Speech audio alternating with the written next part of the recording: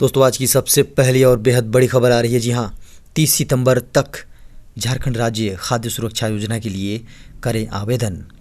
दोस्तों झारखंड राज्य खाद्य सुरक्षा योजना का शुभारंभ 15 नवंबर को किया जाएगा। इसके तहत ऐसे लोग जिनकी आर्थिक स्थिति अच्छी नहीं है और उनके पास किसी प्रकार का राशन कार्ड नहीं है, ऐसे लोगों को 1 रुपया प्रति किलो की दर से 5 किलो खाद्यान्न उपलब्ध कराया जाएगा। झारखंड राज्य खाद्य सुरक्षा योजना के लिए ऑफलाइन और ऑनलाइन दोनों मोड में आवेदन किए जा सकते हैं। लोग योजना का लाभ पाने के लिए शहरी स्थानीय निकायों, जिला, प्रखंड और पंचायत स्तर पर आवेदन कर सकते हैं।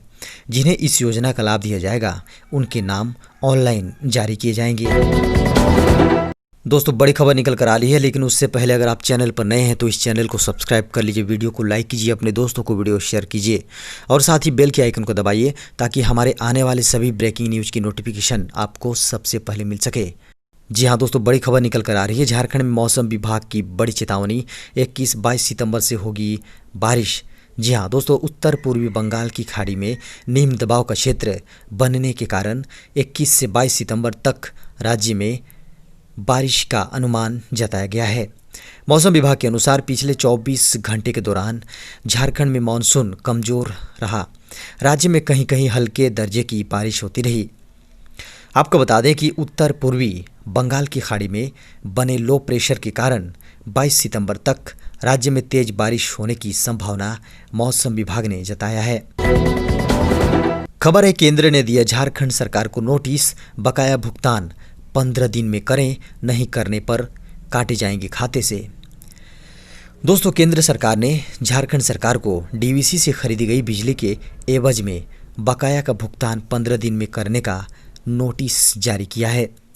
केंद्रीय ऊर्जा मंत्रालय ने राज्य सरकार को भेजे नोटिस में कहा है कि यदि JBVNL ने दिए गए समय में डीवीसी का बकाया भुगतान नहीं किया तो 2017 में हुए त्रिपक्षीय समझौते की शर्तों के अनुसार राज्य सरकार के RBI खाते से इस बकाया पैसे को 4 किस्तों में काट लिया जाएगा।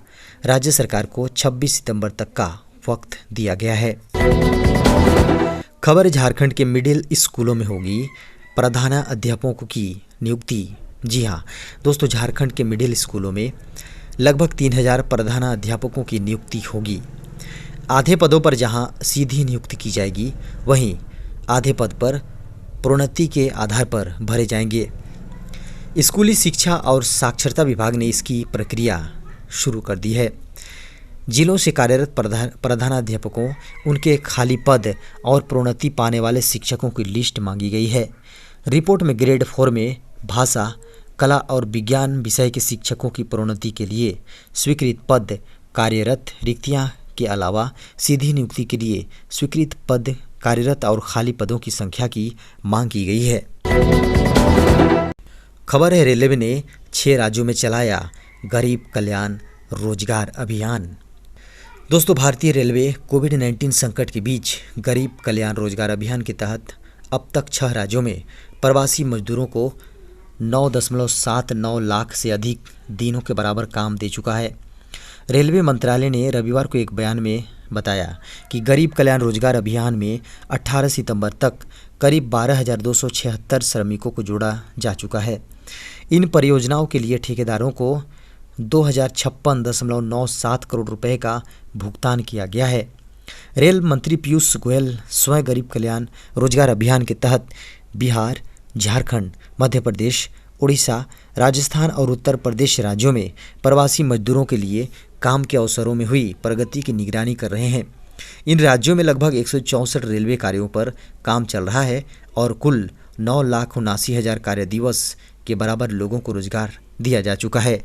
रेलवे ने प्रत्येक जिले के साथ ही राज्यों में भी नोडल अधिकारी नियुक्त किए हैं ताकि राज्य सरकारों के साथ बेहतर समन्वय स्थापित किया जा सके। खबर है, राज्यसभा में ध्वनि मत से पास हुआ कृषि बिल, विपक्ष ने खूब किया हंगामा। दोस्तों खेती किसानी से जुड़े 3 अहम विधेयक राज्यसभा में भारी हंगामे के बीच ध्वनि मत से पास कर दिया गया। कृषि मंत्री नरेंद्र सिंह तोमर ने रविवार सुबह कृषक उपज व्यापार और वाणिज्य संवर्धन और सरलीकरण विधेयक 2020 और कृषक सशक्तिकरण और संरक्षण कृषक कीमत आश्वासन और कृषि सेवा पर करार विधेयक 2020 बिल को राज्यसभा में पेश करते हुए तोमर ने कहा था कि कृषि सुधार से जुड़े ये कानून किसानों के जीवन में क्रांतिकारी बदलाव लाने वाले हैं। खबर है, केंद्रीय अर्धसैनिक बलों के अफसर नहीं बनेंगे आईपीएस, सिविल सेवा परीक्षा में बढ़ाई गई पदों की संख्या। दोस्तों, केंद्र सरकार ने आमतौर पर साफ तौर पर कह दिया है कि केंद्रीय अर्धसैनिक बलों और सशस्त्र बलों के अधिकारियों को भारतीय पुलिस सेवा यानी आईपीएस में शामिल नहीं किया जाएगा। सरकार का ऐसा कोई विचार नहीं है और न ही केंद्रीय गृह मंत्रालय के समक्ष ऐसा कोई प्रस्ताव आया है। सिविल सेवा परीक्षा में आईपीएस की संख्या बढ़ाई गई है।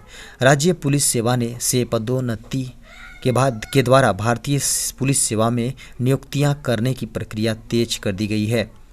संसद के चालू सत्र में राज्यसभा सदस्य परिमल नाथवानी ने यह सवाल पूछा था कि क्या देश में विशेष कर आंध्र प्रदेश, झारखंड व गुजरात में भारतीय पुलिस सेवा के अधिकारियों की भारी कमी है।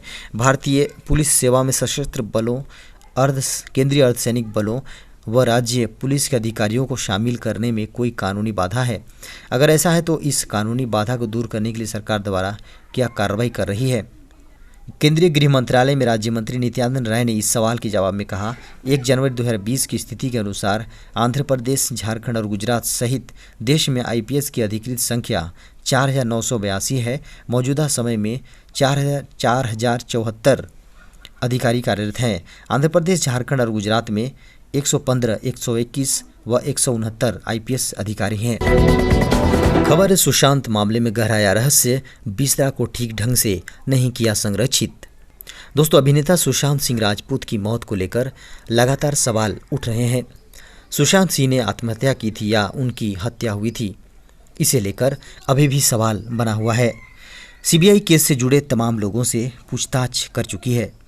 इन सब के बीच सुशांत सिंह राजपूत की बिस्तरा रिपोर्ट सामने आ सकती है। फॉरेंसिक एक्सपर्ट्स की टीम एम्स के डॉक्टरों को सुशांत के बिस्तरा की जांच रिपोर्ट सौंपने वाली है, लेकिन रिपोर्ट सबमिट होने से पहले ऐसे संकेत मिल रहे हैं कि सुशांत के बिस्तरा को ठीक तरह से संरक्षित नहीं किया गया था। मौत के कारणों का पता लगाने के लिए एम्स के फॉरेंसिक विभाग में सुशांत के बिस्तरा का परीक्षण किया जा रहा था। टाइम्स नाउ को मिली जानकारी के मुताबिक एम्स की टीम ने इस बात के संकेत दिए हैं कि सुशांत के बिस्तरा को न तो ठीक ढंग से संरक्षित किया गया था और न ही पर्याप्त मात्रा में लिया गया था। अंतिम रिपोर्ट तैयार हो चुकी है। अगर बिस्तरा लेने और उसे संरक्षित करने में लापरवाही हुई है तो यह साफ दिखता है कि महाराष्ट्र सरकार और मुंबई पुलिस से यहाँ कितनी बड़ी चूक हुई है। महाराष्ट्र के गृह मंत्री ने तो सुशांत की मौत के अगले दिन ही इसे आत्महत्या का मामला बता दिया था। खबरों की माने तो बिस्तरा को विकृत कर दिया गया, जिसकी वजह से रासायनिक और विषाक्त विश्लेषण में मुश्किल आती है। खबर है, चीन के साथ एलएसी पर जारी तनाव के बीच भारतीय सेना ने 6 और महत्वपूर्ण चोटियों पर किया कब्जा। चीन के साथ एलएसी पर तनाव कम होने का नाम नहीं ले रहा है। इस बीच भारतीय सेना के जवानों ने भी रणनीति बनाकर चीन को उसी की भाषा में जवाब देना शुरू कर दिया है। मिली जानकारी के अनुसार भारतीय सेना ने एलएसी से लगे 6 और महत्वपूर्ण चोटियों पर कब्जा कर लिया है। आपको बता दें कि भारतीय सेना ने जिन चोटियों पर कब्जा किया है ये सभी बेहद महत्वपूर्ण हैं। आपको बता दें कि दरअसल भारत पूर्वी लद्दाख के क्षेत्र में फिंगर 8 तक के क्षेत्र पर अपना दावा करता रहा है, लेकिन सच यह है कि बीते कुछ माह से चीनी सेना फिंगर 5 तक पहुंच गया है। चीनी सेना ने फिंगर 5, 6, 7 और 8 के पास कई अवैध निर्माण भी कर लिए हैं। ऐसे में भारत ने एलएसी से लगे फिंगर 4 के सभी अहम चोटियों पर अपनी तैनाती शुरू कर दी है।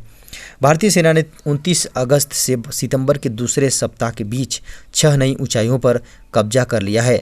सरकारी सूत्रों ने बताया कि जिन नई चोटियों पर कब्जा किया गया है उनमें मागर पहाड़ी, गुरुंग हिल, रेसेनला, रेजांगला, मोखपारी और फिंगर 4 के पास की चोटी शामिल है। अधिकारी ने बताया कि ये सभी पहाड़ी चोटियां रणनीतिक तौर पर बेहद अहम है और भारतीय सेना ने चीनी सेना से पहले इन पर अपनी तैनाती कर दी है। चीनी सेना की नज़र इन चोटियों की तरफ थी और वह इन चोटियों को कब्जा करना चाहते थे। भारत ने बृहस्पतिवार को कहा था कि चीन को पूर्वी लद्दाख में पेंगोंग झील क्षेत्र सहित टकराव वाले सभी इलाकों से सैनिकों को पूर्ण रूप से हटाने के लिए प्रक्रिया को आगे बढ़ाना चाहिए। तो दोस्तों ये था अब तक की बड़ी खबर, ब्रेकिंग न्यूज, मुख्य समाचार और ताज़ा खबरों की सुर्खियां। दोस्तों आपसे एक बार पुनः अनुरोध है कि इस चैनल को आप सब्सक्राइब कर लीजिए, वीडियो को लाइक कीजिए, अपने दोस्तों को वीडियो शेयर कीजिए और साथ ही बेल के आइकन को दबाना ना भूलें ताकि हमारे सभी ब्रेकिंग न्यूज की नोटिफिकेशन आपको सबसे पहले मिलते रहे। और अब इजाज़त दें, नमस्कार।